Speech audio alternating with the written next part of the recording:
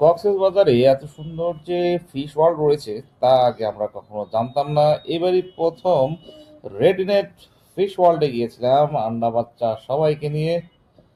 প্রথমে গিয়ে একটা ধরা খাই আমরা, কারণ রাস্তার পাশেই দেখলাম অনেকে টিকিট বিক্রি করতেছে। সেই টিকিটটা আমরা 300 টাকা দিয়ে কিনে নিয়ে যখন পার্কের ওখানে গেলাম তখন দেখলাম তারা সেটা অ্যাকসেপ্ট করতেছে না। যাই হোক, আমরা সেটা আবার তাদেরকে রিটার্ন দিয়ে নতুন করে টিকিট করে ঢুকে পড়লাম রেডিনেট ফিশ ওয়ার্ল্ড। যেতেই তো দেখতে পেলাম বিশাল বিশাল সাইজের কিছু অদ্ভুত রাক্ষসে মাছ, তারপরে কালারফুল কিছু মাছ। বাচ্চা এবং বাচ্চার আম্মা দুজনেই খুব এনজয় করতেছিল।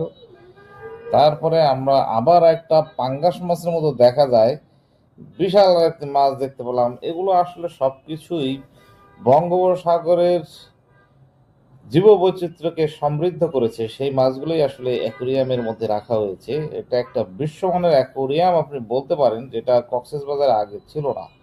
এটা একটা ফরেন মাছ মনে হচ্ছিল, আমার কাছে মনে হচ্ছিল ধবধবে সাদা একটা ফরেন মাছ।